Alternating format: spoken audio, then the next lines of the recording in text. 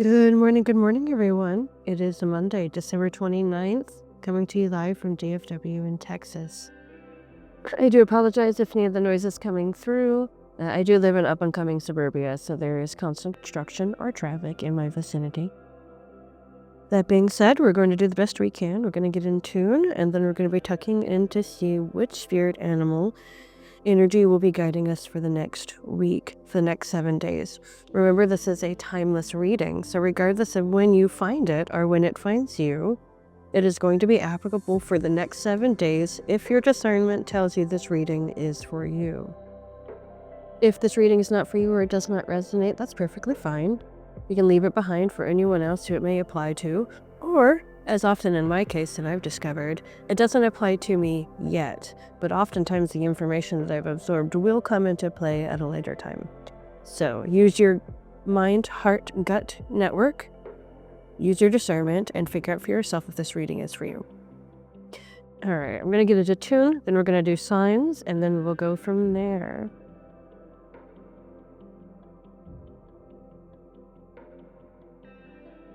Grounding with the mother, branching with the father, centering to self, walking the self away, opening up to receive information, allowing spirit to flow through.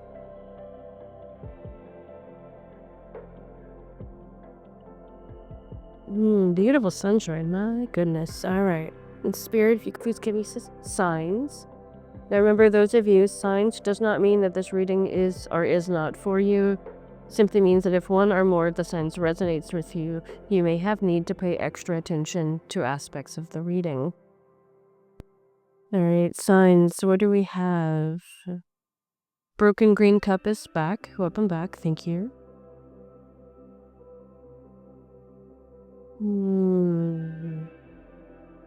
A white cat with two-toned eyes, or two different colored eyes. It's not saying whether or not this is a real cat or a stuffed cat, so it can go either way. Someone just got a china hutch. Very cool. You recently upgraded a few of the components of your PC. Awesome, go you. There's one more. Where is it? Butterscotch candy. Seems throughout the holiday season you couldn't stop eating butterscotch candy. Okay, those are the signs. I thank you, Spirit. Alright, everybody, let's see who is coming out to play.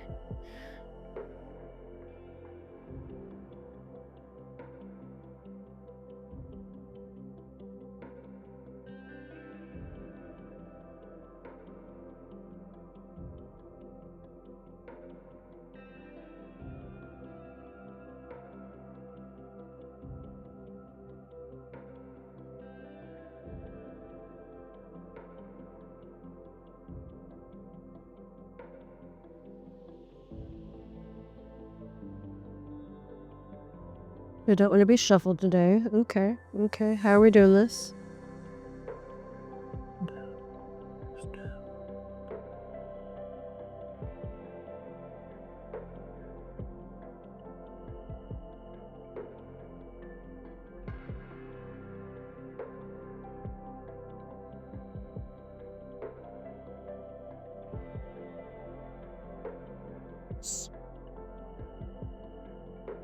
Okay.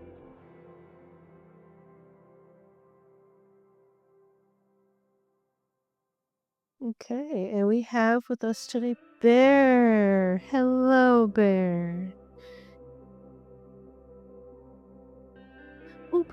Come on, you can do it. You can do oh.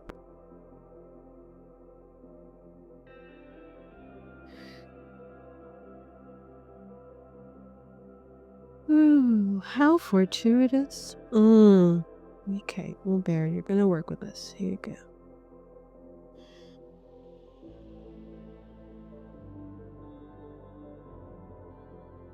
Okay.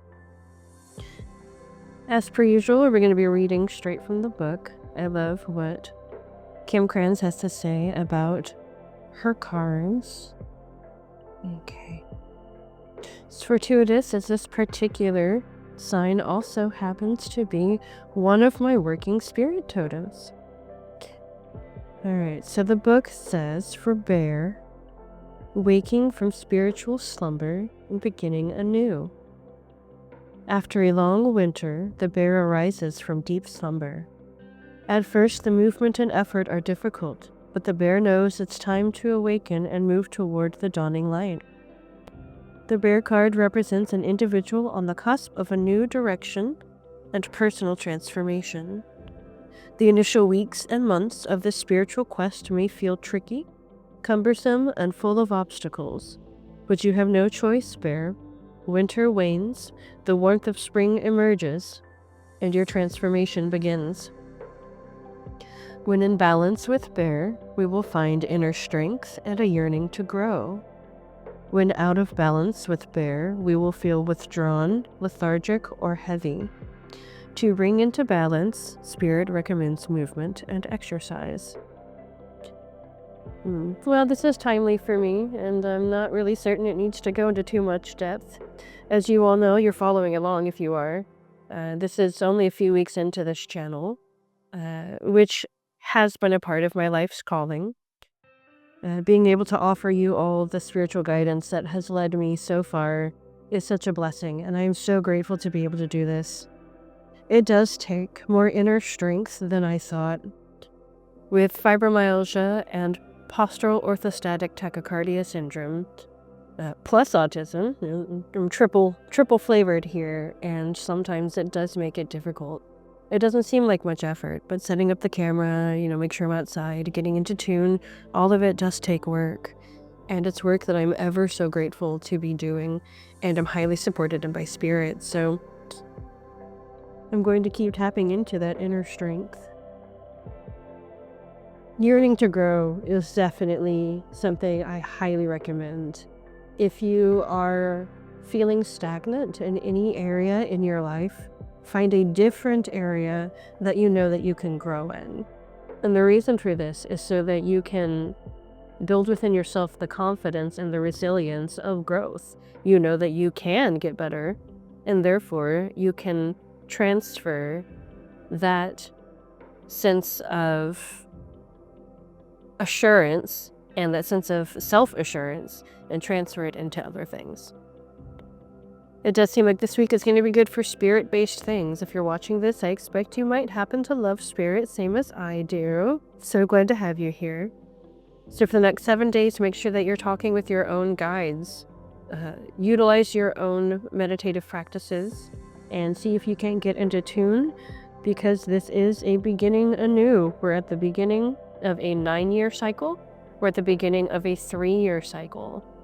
There's also something about 5 years in there. I'm not quite sure. Spirit's been trickling that info in.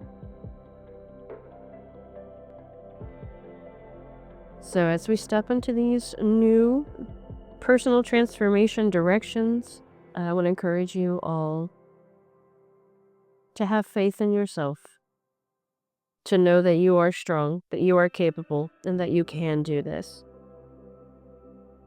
Short and sweet one. I'm going to bid you all a beautiful week. Remember, inner strength yearning to grow if you are in balance. If you're starting to feel yourself withdrawn, lethargic, or heavy, get in some movement. Go take a walk, go to the gym, dance with your dog in the kitchen. However it works for you, get some movement in there. Get your blood flowing so that your body and your mind and your soul can work together in tandem to help you keep growing. Go in peace and be blessed, y'all. You are all loved exactly as you are.